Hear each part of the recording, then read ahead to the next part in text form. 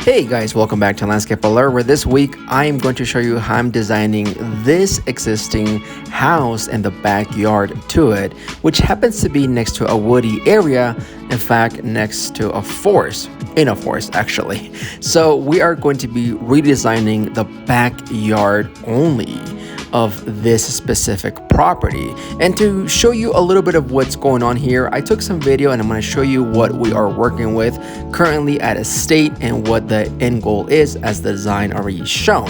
So this is a bit of what's going on here. There's a few things already existing in terms of areas where we are going to be working, or the ideas of remodeling. So there is a bit of a hill going towards the back of the property. Currently there is an area that's quite leveled or leveled-ish, where there's going to be some synthetic turf. Next to the house, they want to have an area for perennials and an area for mainly the kids to play.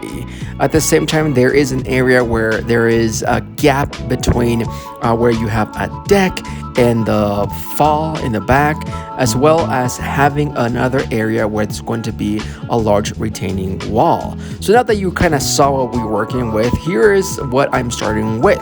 One thing I should say is that in this case, there is no plot plan. So I had to measure pretty much every single area over here, you know, the house in itself, what was the space between the house and that slope, the area where there is going to be that synthetic grass area, and everything around it. So I kind of have some blue lines just to show you what I would do. This blue lines that eventually would go away, it would just be there so I know where I should stay in the area of the design part.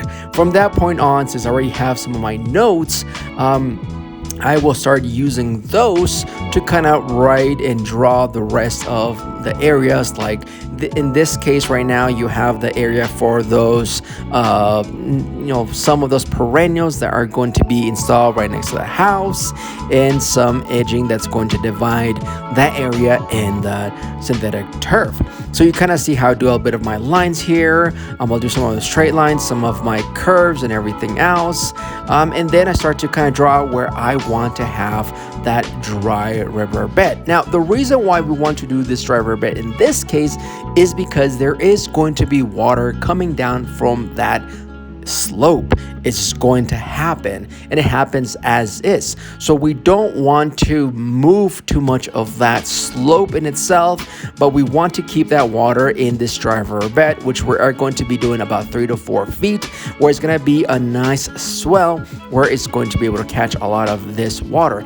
As is, there's a lot of native growth there from trees, pines, aspens, and other native shrubs and perennials that just grow there naturally. That is going to help when there is rain or snow in this area, where the water mostly is going to come without being too much of a mess for the homeowner. But at the same time, we don't want more water than that is going to come down to go into the synthetic area.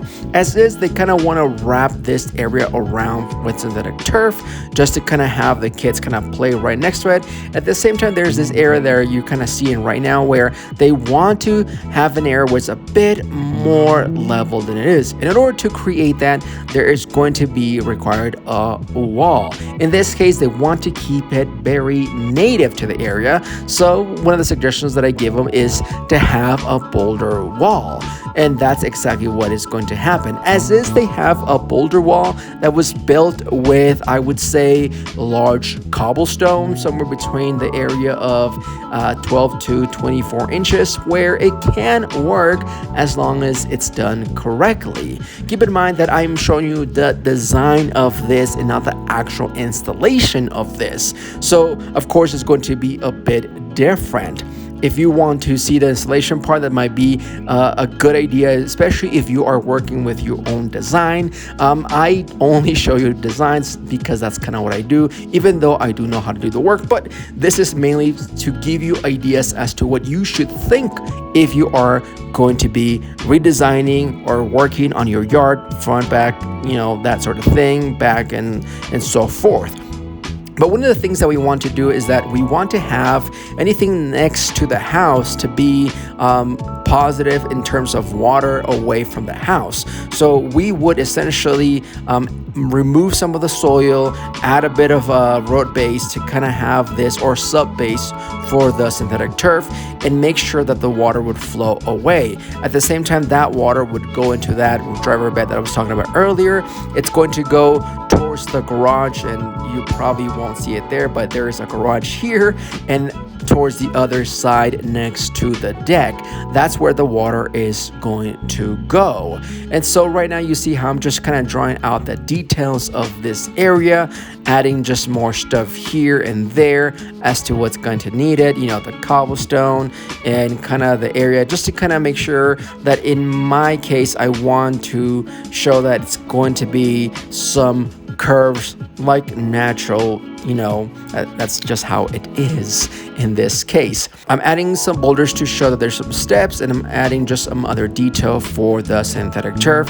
I want to present this to the homeowner so he can sort of see what is going to look like once, you know, everything is installed. So for the most part, you kind of see here, you know, what we are dealing with. I'm adding just the cobblestone, like, hey, you know, a little bit of those oval shapes, which is what I prefer to use when I'm demonstrating if there is some size of rock change, like 1.5 inches, 2 to 4, 4 to 6, and so forth and so on. In this case, I would recommend that the cobblestone would be a little bit on the area of 6 to 12. And at the same time, we are going to be reusing the stepping stones that the homeowner has as is.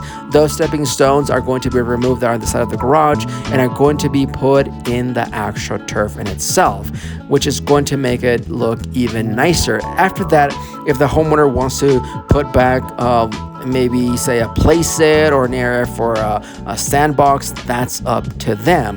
But we're just kind of showing here where we're going to have the steps that are going to lead from the front of the house towards that area to go up the deck.